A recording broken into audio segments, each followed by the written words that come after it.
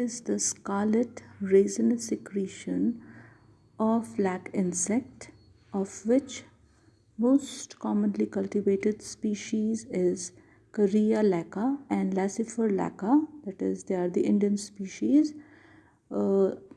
Carrea chinensis is another species of lac insect which is found in Thailand, Malaysia, China. They are also cultivated and reared in order to obtain lac from these insects. So the Indian species is the Laccifer lacca, which is most commonly used and which yields a very good quality and quantity of lac. Lakh एक लाल रंग का पदार्थ होता है, द्रव होता है, जो कि हवा के संपर्क में आने पर सख्त हो जाता है।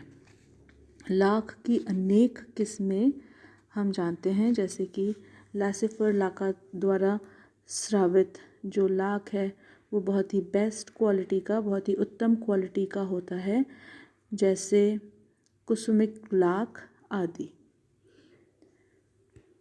The processed resin is called the शेllac, और जब हम लाख को प्रोसेस कर देते हैं, उसको शुद्ध कर देते हैं, तब वो शेllac कहलाता है। Shellac has numerous industrial application. They are used in food industries, drug industries, etc. Shellac का बहुत ही अलग अलग उद्योगों में इस्तेमाल किया जाता है, जैसे खाद्य उद्योग, दवाई उद्योग आदि। इंडिया शेllac का मेजर प्रोड्यूसर समझा जाता है। Now what is lac culture? As we all know, when we rear lac insects for commercial production of lac, it is known as lac culture. जब हम लाख के कीटों का औद्योगिक रूप से लाख के उत्पादन के लिए इस्तेमाल करते हैं, तो वो लाख कल्चर कहलाता है। lac cultivation हम क्यों करें? Why should we cultivate lac? Because of several reasons, and one of the very important reason is that it gives a good source of livelihood. बहुत सारे कारण हैं जिसकी वजह से हम लाख का कल्टीवेशन या खेती हम करते हैं, और उसमें से एक बहुत ही मुख्य बिंदु है, यह किसानों के लिए आर्थिक रूप से बहुत ही सरलतम विधि द्वारा उनको सक्षम कराने की ये एक उद्योग है। बहुत ही ईज़िली हम कम लागत में रिसोर्सेज का उपयोग करके बहुत अधिक कमाई कर सकते हैं। दूसरा, बहुत अधिक ज़मीन की आवश्यकता नहीं होती है। तीसरा, ये उपजाऊ ज़मीन के अलावा ज़मीन के ऊपर इनके कल्टीवेशन के लिए पेड़ों को उगाया जा सकता है, जो कि लाख कल्टीवेशन के लिए सहायक होते हैं। Most suitably grown on marginal and degraded land. No competition with the horticulture, agricultural crop for land and farm operation. हमें ना ही खेती हर ज़मीनों और ना ही खेती के लिए बोए जाने वाले फसलों के साथ कोई कंपटीशन होता है, क्योंकि ये बहुत ही आसानी से बिना इस्तेमाल में ली गई ज़मीनों के ऊपर, जहाँ पर खेती नहीं की जा रही है, वहाँ पर इन वृक्षों को हम उगा सकते हैं, जैसे कि बेर के वृक्ष, कुसुम के वृक्ष, पलास के वृक्ष आदि। इन वृक्षों को हम उगाकर लाख की खेती कर सकते हैं। कौन कौन से होस्ट प्लांट होते हैं, इनके बारे में नेक्स्ट स्लाइड में हम बताएंगे। जैसे कि मैंने बताया, इंडिया बहुत निर्यात में बहुत ही आगे है। India is the highest lac producing country in the world. Nearly 65% of the total lac production is provided by India. और कहाँ कहाँ पर हम इकोनॉमिकली बेनिफिट होते हैं। Economic importance of flag culture is in the fashion industries, toy industries. They are used in the preparation of inks and polishes. ink और polish के निर्माण में इनका इस्तेमाल होता है। वुड वर्क में, ornamental things बनाने में इनका उपयोग होता है, जो कि आर्थिक रूप से हमें दृढ़ बनाते हैं। They are used in the process of silvering the back of the mirror, यानी जो शीशा होता है, मिरर होता है, उसके पीछे भी लगाने के उपयोग में आता है। तो इस तरीके से लाख का बहुतायत से इकोनॉमिकली, आर्थिक रूप से ये फ़ायदा करता है, ये इम्पोर्टेंट है because economically it solidifies our people, हमारे लोगों को आर्थिक रूप से ये सुदृढ़ बनाता है। कम लागत में हम इसकी खेती कर सकते हैं, जिससे हमें इकोनॉमिक बेनिफिट मिलते हैं। India is being regarded as the principal lac producing country in the world. Lac currently produced in India, Myanmar, Thailand, Vietnam and China. India produces about 65% of world's total output. जैसे कि पिछली slide में बताया कि पूरी दुनिया में लगभग 65% जो लाख का उत्पादन है वो इंडिया के द्वारा पूरा किया जाता है। Jharkhand and Chhattisgarh account for 40% of India's total production of lac. और इंडिया में झारखंड और छत्तीसगढ़ द्वारा लगभग 40% लाख का उत्पादन में सहयोग आता है। ये एक कंपैरेटिव चार्ट है जहाँ से कौन कौन से हमारे जो राज्य हैं वो किस किस समय पर कितने कितने यील्ड प्रोड्यूस करते हैं इन टर्म्स ऑफ टनों में, ये कितने कितने सीज़न में कितना यील्ड प्राप्त होता है, इसके बारे में ये एक कंपैरेटिव चार्ट है। अगर अब हम लाख के कीटों के बारे में बात करें तो जो लाख के कीट हैं इनमें मेल और फीमेल सेक्सुअल डाइमॉर्फिज्म पाई जाती है, यानी मेल्स और फीमेल्स ये अलग अलग बाह्य इनका रूप होता है। आने वाली स्लाइड्स में मैं आपको इनके स्ट्रक्चर दिखाऊंगी। फीमेल्स जो होती है वो लार्ज इन साइज़ है as compared to male. They are larger in size than males. They are about 4 to 5 millimeter in length. They lack eyes. They have small reduced antenna. इनके जो antennae हैं वो small और reduced होते हैं। Females have degenerated legs. इनके legs जो हैं वो डीजेनरेटेड होते हैं। विंग्स इनमें डीजेनरेटेड होते हैं। They have reduced antenna. Antennae भी इनके अंदर रिड्यूस्ड होते हैं। They are pear shaped in structure, यानी इनका जो आकार है वो नाशपति के समान होता है। enclosed within a dense resinous cell। ये एक बहुत ही घनत्व रेजिनस सेल के अंदर, डेंस रेजिनस सेल के अंदर ये रहते हैं, जो कि इन्हीं के द्वारा श्रावित किया जाता है। फीमेल्स का जो मुख अंग है, माउथ पार्ट्स है, वो पियर्सिंग और सकिंग प्रकार का होता है। They have piercing and sucking type of, छेदन और चूषण प्रकार का मुखांग इनमें पाया जाता है। Posterior end of the body has median and 2 lateral process. इनके शरीर के पश्च भाग में एक मध्य और 2 लेटरल प्रोसेस पाए जाते हैं। 2 पार्श्व और एक मध्य प्रोसेस यानी प्रवर्ध पाए जाते हैं। Posterior end of the body is pear shaped. गोलाकार होता है इनके बॉडी का जो पश्च भाग है। मेल्स इनमें छोटे आकार के होते हैं। They are smaller in size than females. They are red in colour. They measure 1.2 to 1.5 mm। इनका जो आकार है वो 1.2 से लेके 1.5 mm का होता है।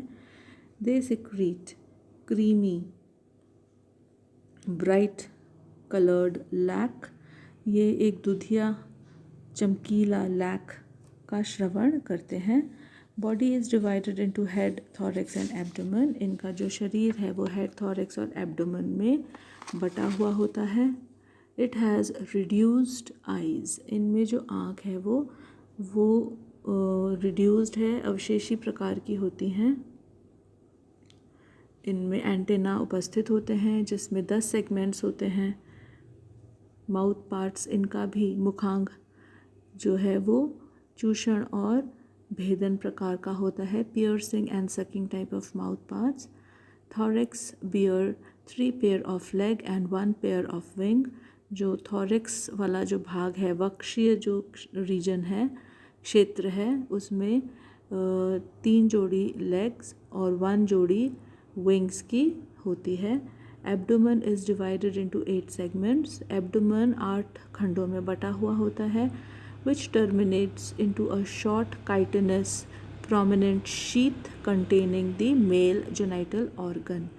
जो एब्डोमेन है उधर 8 खंडों में बटा हुआ होता है और जो अंतिम खंड है वो छोटा होता है, जिसमें एक मुख्य काइटिनी शीथ उपस्थित होती है जो कि जेनाइटल ऑर्गन्स को ढांकने का काम करती है। इनमें इलोंगेटेड कॉडल सीटा प्रेजेंट होता है, यानी लंबा कॉडल सीटा उपस्थित होता है जो कि सफ़ेद रंग का है। Present on either side of the genital sheath, जो कि जेनाइटल शीथ के दोनों ओर पाया जाता है। Number of species has 2 generation. इनमें कई सारी स्पीशीज़ के अंदर 2 जनरेशन पाई जाती है। एक winged in first generation and wingless in second generation. जो पहली जनरेशन होती है उसमें पंख उपस्थित होते हैं और जो दूसरी जनरेशन होती है उसमें पंख उपस्थित नहीं होते हैं। लाइफ साइकिल इनमें इस प्रकार से होता है कि जो एडल्ट मेल है, जो मैच्योर या वयस्क मेल है, it emerges out from the cell.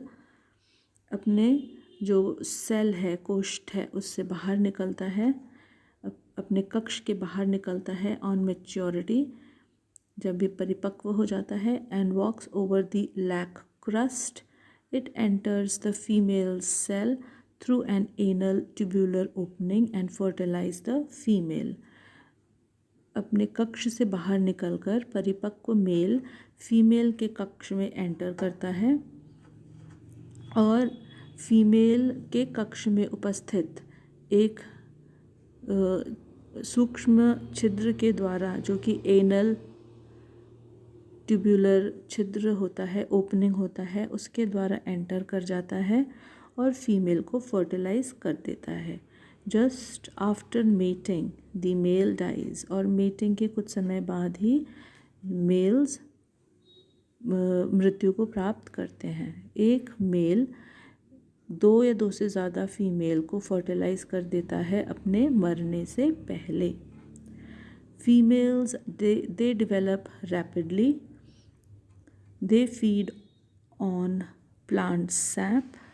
They secrete more resins. Females बहुत ही जल्दी डेवलप होती हैं, ज़्यादा से ज़्यादा प्लांट का जो रस है उसको वो प्राप्त करती हैं, ज़्यादा से ज़्यादा रेजन यानी जो लाख है उसको सेक्रीट करती है। After fertilization, the development start when the eggs are still inside the ovary. Insect का डेवलपमेंट फर्टिलाइजेशन के तुरंत बाद ही स्टार्ट हो जाता है। Eggs are deposited into the incubating chambers. और इन अंडों को इंक्यूबेटिंग चेम्बर्स के अंदर डिपॉजिट कर दिया जाता है। The incubating chambers are formed by contraction of the female insect, जो कि फीमेल इंसेक्ट के द्वारा बनाया जाता है। At a time about 200 to 500 eggs are laid. एक समय में 200 से 500 तक के अंडों का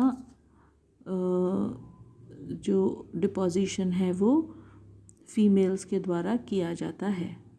after 6 weeks the eggs hatches into first nymph, और 6 हफ्ते के बाद अंडों में से पहला लार्वा निकलता है जिसको कि फर्स्ट निम्फ कहा जाता है।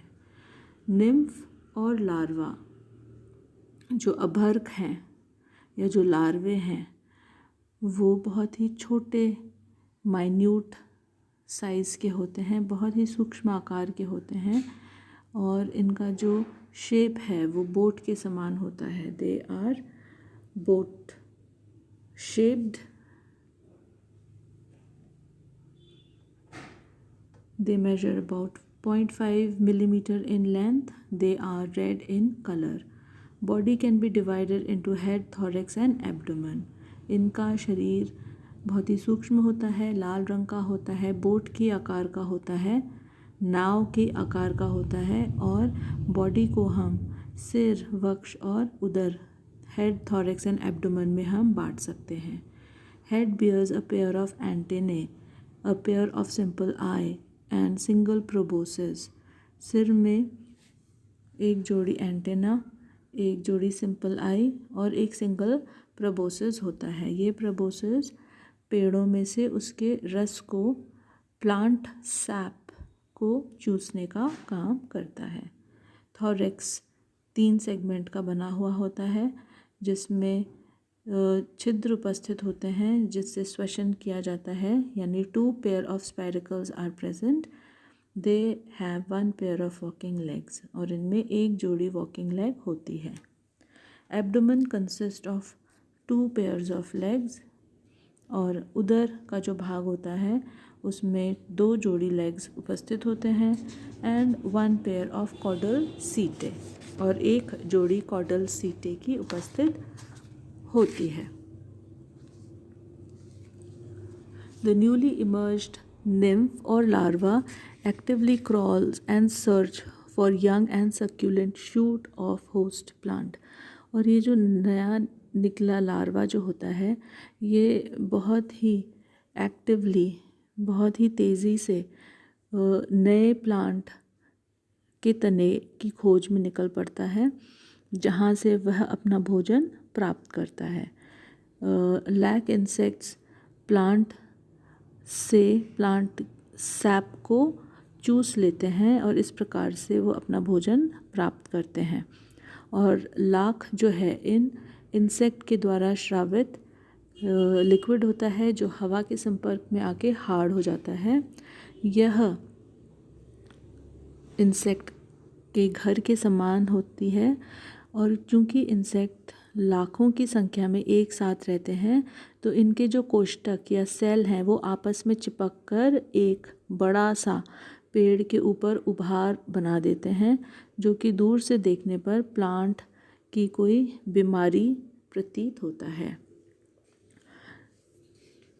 So the newly emerged larvae crawl and search for young succulent shoot of the host plant.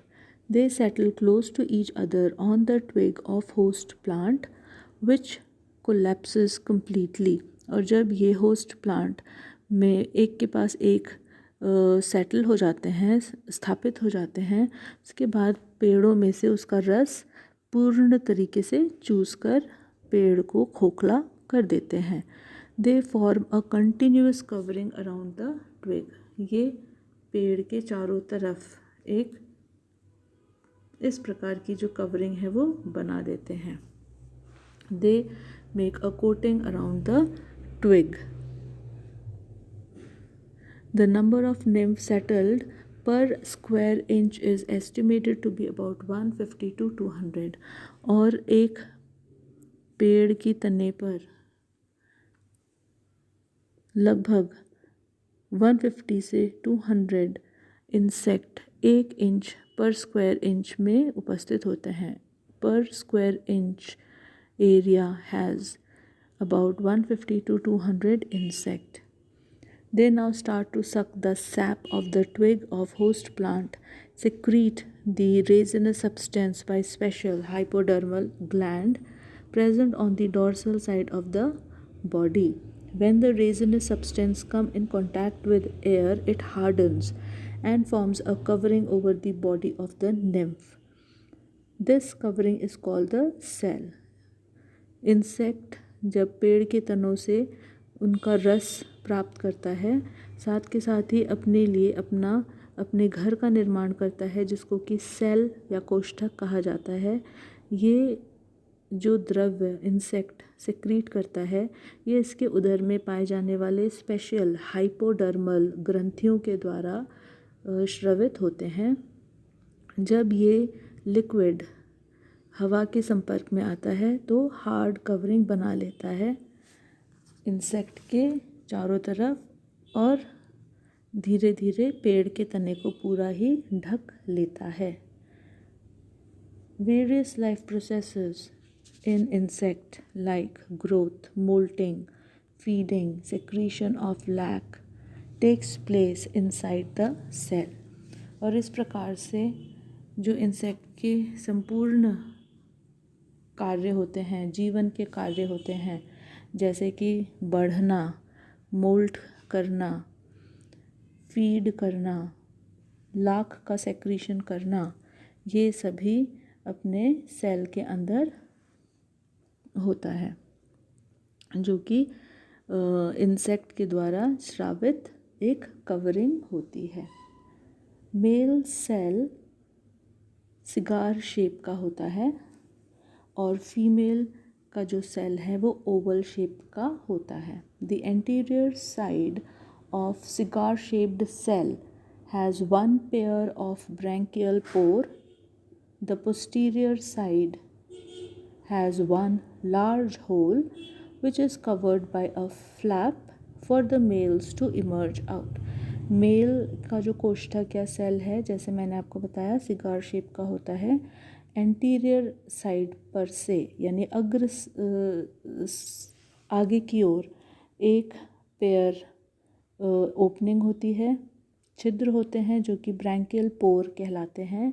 और पश्च भाग में पोस्टीरियर साइड में एक बड़ा ओपनिंग होता है जो कि एक फ्लैप या कवरिंग के द्वारा ढका हुआ होता है.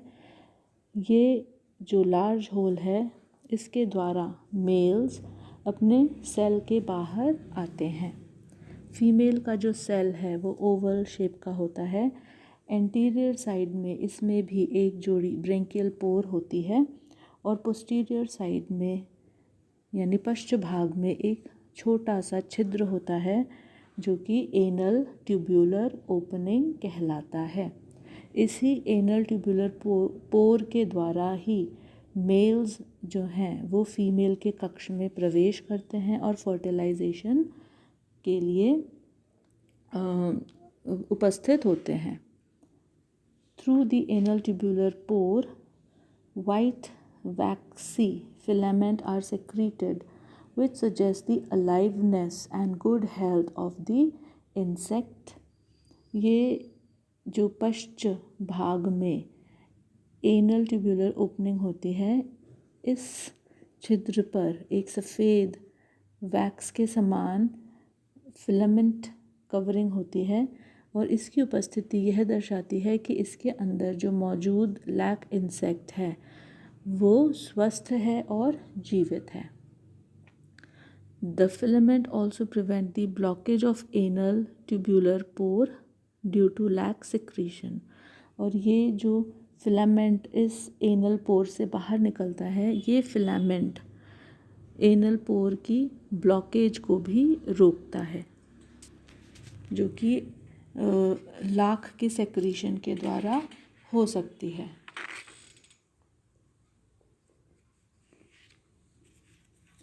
Composition of lac. Lac is a mixture of several substances, of which raisin is the main constituent. Quality of lac is greatly affected by the quality of host plant. The lac obtained from the insect is a complex substance made up of resin, dye, wax, albuminous matter, mineral matter, and water. The approximate percentage of different constituent of lac is resin 68 to 90%, dye 2 to 10%, wax 5 to 6%, mineral matter 3 to 7%, albuminous matter 5 to 10%, water 2 to 3%. Lakh, जैसा मैंने आपको बताया कि एक liquid होता है, तरल होता है, जो कि लाख कीट के हाइपोडर्मल ग्लैंड के द्वारा स्रावित होता है। यह लाख कई सारे केमिकल्स के द्वारा बना हुआ होता है, जिसमें मुख्यतः जो कॉम्पोजिशन है वो रेज़न की होती है। 2 से 10% इसमें डाई या रंग मौजूद होता है। 5 से 6% इसमें वैक्स या मोम उपस्थित होती है। 3 to 7% इसमें मिनरल मैटर यानी खनिज पदार्थ होते हैं। 5 से 10% इसमें एल्ब्यूमिनस मैटर होते हैं यानी प्रोटीनेशियस सब्सटेंस। 2 से 3% इसमें पानी होती है। निम्फ, जैसा मैं आपको बता रही थी कि ये अपने चारों तरफ मोल्ट का निर्माण करते हैं। Second nymph stage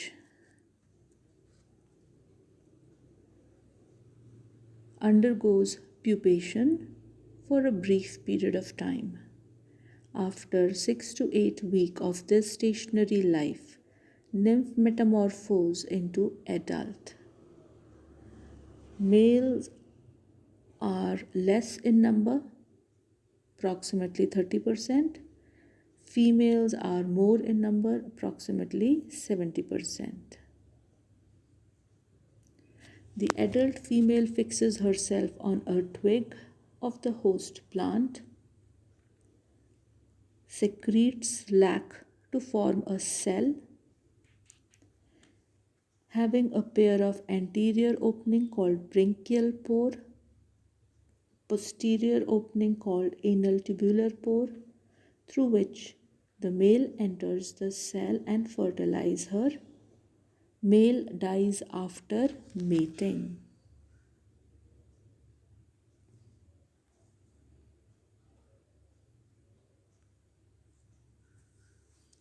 Thus, the life cycle is completed.